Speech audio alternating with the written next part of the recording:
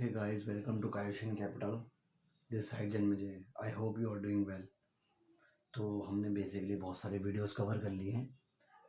I think 13 videos have been uploaded on my channel. और हफ्ते में मैं सोच रहा हूँ 3 या 4 वीडियोस ही मैक्सिमम रखें ताकि आप धीरे धीरे करके कांटेक्ट ग्रैब कर पाएँ. और अगर आपके कोई डाउट्स हैं तो आप कमेंट सेक्शन में अपने डाउट्स लिखिए. I will be available for solving your doubts. ठीक है.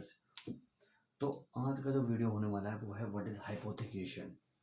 तो बैंक इसे कहते हैं हाइपोथिकेशन. कोई भी लेमन कहेगा hypothecation, but the actual term जो लीगल टर्म है वो है हाइपोथिकेशन. हाइपोथिकेशन. अभी हाइपोथिकेशन क्या होता है मैंने आपको बताया था. सीसी या ओडी जो लिमिट होती है, कैश क्रेडिट लिमिट होती है या फिर ओडी लिमिट, ओवरड्राफ्ट. जब आपके अकाउंट में मान लीजिए आपका अकाउंट 1 लाख का है तो आपने बोला भाई बैंक एक काम कर मुझे ओवरड्राफ्ट लिमिट दे दे कि मैं अपने बैंक से ओवर ड्रॉ कर सकूं. तो बेसिकली इन इन दो फैसिलिटीज़ के लिए जब बैंक में एसेट दी जाती है, बेसिकली कोलेट्रल. आपको पता होगा कोलेट्रल क्या होती है. आपके पिताजी ने कभी लोन लिया होगा अपने बिजनेस के लिए, लॉन्ग टर्म लोन हो या सीसी हो. जब भी बैंक से कोई लोन लिया जाता है तो बैंक को कुछ सामान गिरवी रखा जाता है. ठीक है. अब कुछ ऐसे सामान होते हैं जो असल में गिरवी नहीं रखे जा सकते. लाइक आप पहले एक बात बताइए, अब गोल्ड है. गोल्ड तो आप एक्चुअल में बैंक में जमा करा दोगे, बट अगर आपका कोई रॉ मटेरियल है, रॉ मटेरियल हो गया या आपके आपके स्टॉक इन ट्रेड यानी finish good, basically finish good, जिसपे आप स्टॉक इन ट्रेड यानी जिस स्टॉक पर आप धंधा करते हो, stock in trade. Stock in trade जो व्यापार में स्टॉक है आपका फिनिश गुड्स, या आपके WIP है जो कार्य प्रगति पर है. मैंने आपको बताया था कार्य प्रगति पर है. अब इन गुड्स को आप अपने धंधा चलाने के लिए आप यूज़ करोगे तो अब क्या इनको बैंक में दे के आओगे? क्या इनको बैंक एज अ बैंक आपको बैंक में एज अ फिजिकल सिक्योरिटी के रूप में देके आओगे? That is no. इनको क्या करता है, इनको सिक्योर करने के लिए बैंक ये वाला कॉन्सेप्ट लेके आता है, दैट इज कॉल्ड हाइपोथिकेशन. अब हाइपोथिकेशन में क्या होता है, बोरोर के वेयर हाउस होते हैं, बोरोर की मैन्युफैक्चरिंग यूनिट होती है, जो मैंने वो बताया था manufacturing unit, that is MU. तो मैन्युफैक्चरिंग यूनिट में बोरोवर इन चीज़ों से धंधा करता है. Basically raw material, stock in trade, WIP, ये उसके डेटर्स हैं. इस पर हम बाद में आएंगे. पहले आप ये 3 समझ लीजिए, raw material, stock in trade, WIP. मान लीजिए machinery. Machinery is a fix asset. Fix asset क्या होती है? देखिए फिक्स एसेट जो है बेसिकली कुछ ऐसी एसेट होती हैं, जैसे मान लीजिए आपका एक एक फर्नीचर है. अगर फर्नीचर को आप हिला सकते हो that is movable fix asset.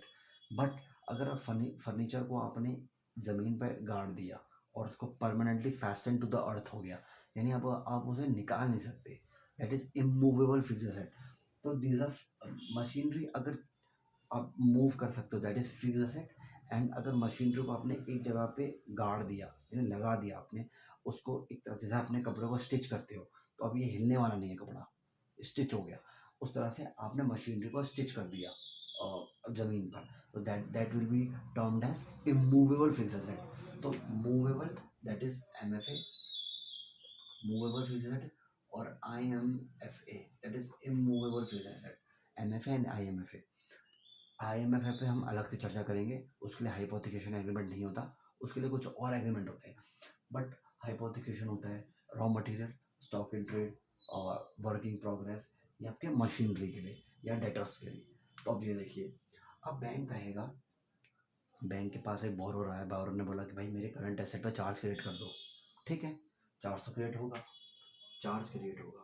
अब चार्ज क्रिएट करने के लिए डॉक्यूमेंट चाहिए होता है, और that document is deed of hypothecation, that is called DOH, deed of hypothecation.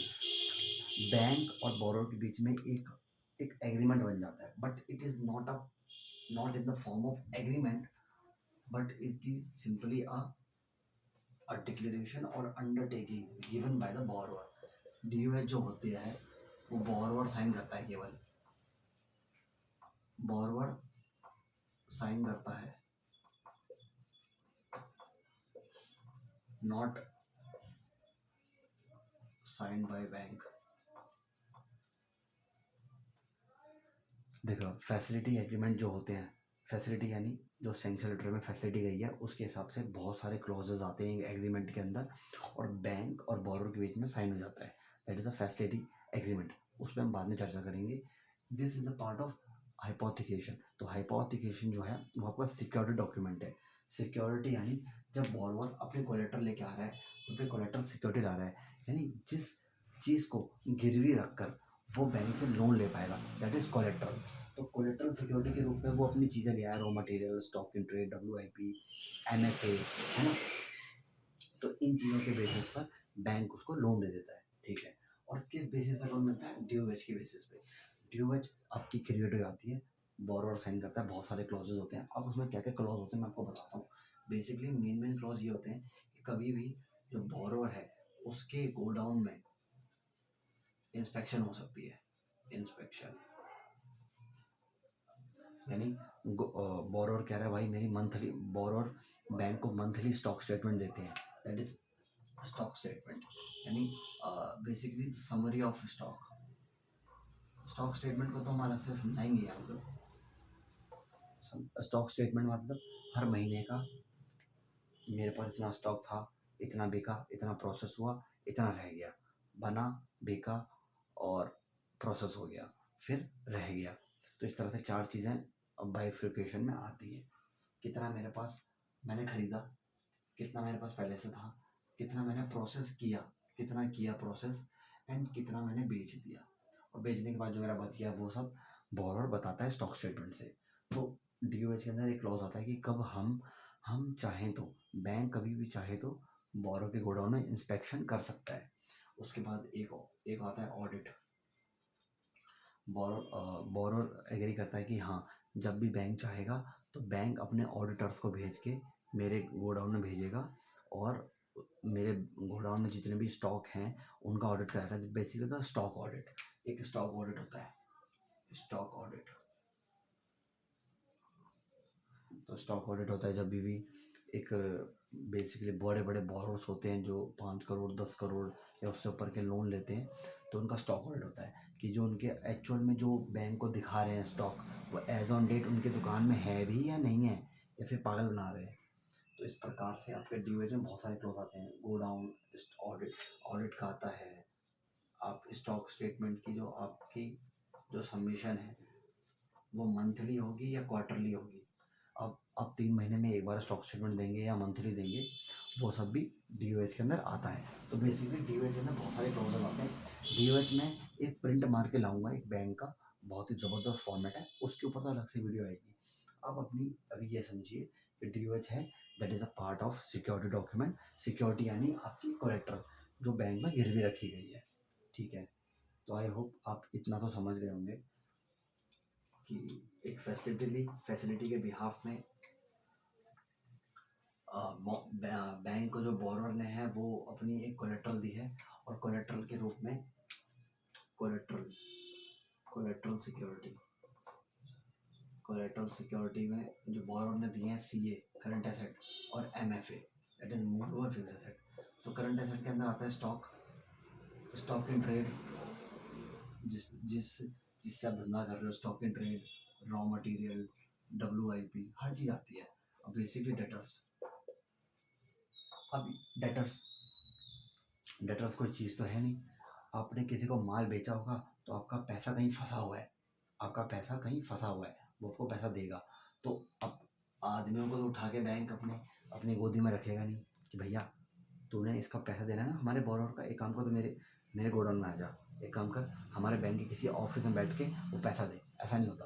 तो DOH के अंदर एक क्लॉज आ जाता है, DOH के अंदर एक क्लॉज आता है रिसीवेबल्स का, receivables, direct recovery, direct recovery.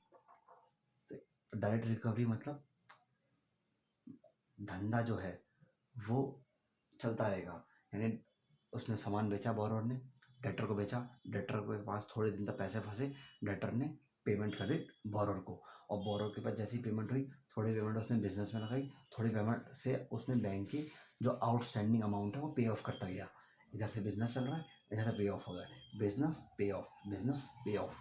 लेकिन जब भी बोरर एनपीए कर गया, या बोरर असमर्थ है, he is not able to pay the amount, outstanding amount, EMI तो इसमें होती नहीं है, सीसीओडी में ईएमआई तो होती नहीं है, ईएमआई बनती है टर्म लोन में।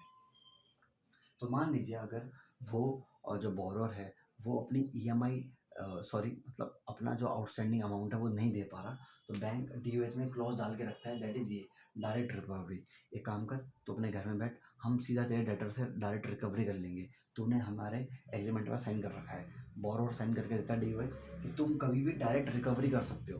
तो डेटर जो हैं, तो ये डेटर्स ही नहीं, आपके जितने भी स्टॉक हैं वो फिजिकल जो सिक्योरिटी होती है, फिजिकल सिक्योरिटी वो हमेशा बोरोर पे रहेगी। फिजिकल सिक्योरिटी, या फिर बोला जाए तो कस्टडी, जो कस्टडी होती है वो बोरोर के पास रहेगी, बट जो कंट्रोल है वो हमेशा बैंक पे रहेगा।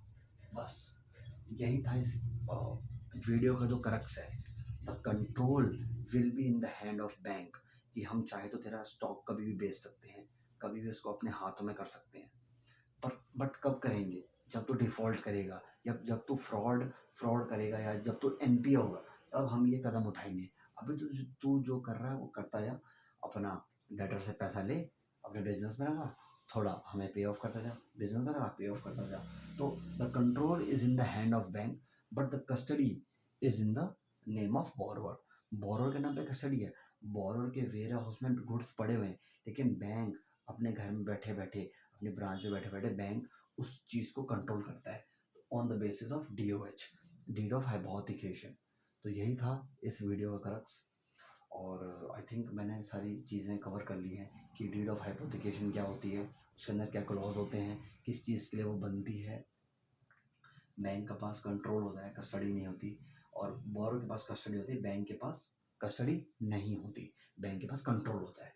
ठीक है, on the basis of DOH. DOH के अंदर क्या क्या क्लॉज आते हैं वो मैंने वो बता दिए, प्राइमरली 4 ही क्लॉज आते हैं, और भी क्लॉज होते हैं, वो अलग से एक प्रिंट आउट मार के लाऊंगा और मैं उनको दिखाऊंगा कि ये क्लॉज डीओएच में होते हैं। तो बैंकिंग एग्जाम्स में या इंटरव्यूज़ में एक क्वेश्चन पूछा जाता है कि भाई हाइपोथिकेशन करते ही क्यों है, तो हाइपोथिकेशन जो कंपनीज एक्ट है, कंपनीज एक्ट हो गया आपका, एक आपका लिमिटेशन एक्ट, ऐसे आपके एक एक होता है आपका सरफेसी एक्ट। तो कई सारे एक्टों को जब आप पढ़ोगे, इंडियन कॉन्ट्रैक्ट एक्ट, इन सबको जब पढ़ोगे ना एक साथ जॉइंटली, तो आपको पता लगेगा कुछ बैंक के पास ऐसा डॉक्यूमेंट होना चाहिए कि कल को बोरोवर डिफ़ॉल्ट करे तो बैंक के पास इतनी पावर हो कि हम उसे डायरेक्टली रिकवर कर पाए। बेसिकली सिक्योरिटी डॉक्यूमेंट, तो सिक्योरिटी डॉक्यूमेंट है, इन सब एक्ट को आप पढ़ोगे तो वो पता लगेगा। और अगर बोरोवर एक कंपनी है या एलएलपी है, तो कंपनीज एक्ट के सेक्शन 77 में, नॉट एलएलपी के अलग से सेक्शन है, कंपनीज एक्ट का सेक्शन 77 जो है वो कहता है चार्ज रजिस्टर होगा। तो जैसे डीओएच बनी, आप वो तो मैं आपको बताऊंगा ही बाद में। तो बस इतना समझ लीजिए कि बोरोवर के एसेट पर बैंक अपने घर में बैठे बैठे चार्ज क्रिएट कर देता है कि कल को कुछ भी दिक्कत हुई तो हम तेरा जो हमारे तेरे एसेट पे हमारा चार्ज है, तो हम उसको सेटिस्फाई करने के लिए, यानी तेरे तेरे एसेट को बेच कर हम अपना पैसा अपने ड्यूज़ रिकवर करेंगे। तो डीओएच के अंदर एक आता है ड्यूज़ रिकवर है, ड्यूज़ रिकवरी, ये भी एक क्लॉज आता है। तो वही ड्यूज़ रिकवरी होती है कि हमारा एसेट पर, जो तेरे एसेट है उस पर हमारा चार्ज है, हम कभी भी बेच के अपना जो फंड है उसको लिक्विडेट कर सकते हैं। यानी जो हमारे 1 करोड़ का, अगर हमारा 1 करोड़ की हमारे अगर आउटस्टैंडिंग चल रही है, तो हम तेरे एसेट को बेचकर हम अपनी, मतलब हम एक तरह से अपना बल्ले बल्ले कर देंगे। 1 करोड़, और बोरोर के अगर 2 करोड़ के एज ऑन डेट बोरोर के गोडाउन में 2 करोड़ के एसेट रखे हुए हैं, और बैंक का आउटस्टैंडिंग जो अमाउंट है वो है मान लो 1 करोड़, तो पूरा सामान बेच के 1 करोड़ की रिकवरी हम कर लेंगे। तो वो तो बहुत ही दूर की चीज़ है, ऐसा बहुत ही कम केसों में होता है। तो आई थिंक ये हो गया। तो आई थिंक हमने हर चीज़ कवर कर ली होगी। CCOD में बेसिकली DOH बनती है जब आप बोरो के करंट एसेट आते हैं, रिसीवेबल्स आते हैं। रिसीवेबल्स यानी बुक डेट, आपके डेटर्स। तो डेटर्स को तो घर पे लाएगा नहीं बैंक, तो सीधा डायरेक्ट रिकवरी का प्रोविज़न वो डाल देता है। तो I hope you like this video, और आने वाले समय में हम बहुत अच्छी सी वीडियो लाएंगे। और please like share subscribe this channel. और आई थिंक देखिए रात के 11 बज रहे हैं और अभी मैं आई थिंक 9 बजे ही ऑफिस आया हूँ, खाना खाया, थोड़ा बहुत पढ़ा, उसके बाद मैंने वीडियो बनाई। तो हफ्ते में हम 3 वीडियो डालेंगे। मैं कोशिश करूँगा कि हफ्ते में 4 वीडियो आ जाएँ। तो ऐसे ही अपना जो एक सपोर्ट है वो बनाए रखें। Thank you so much.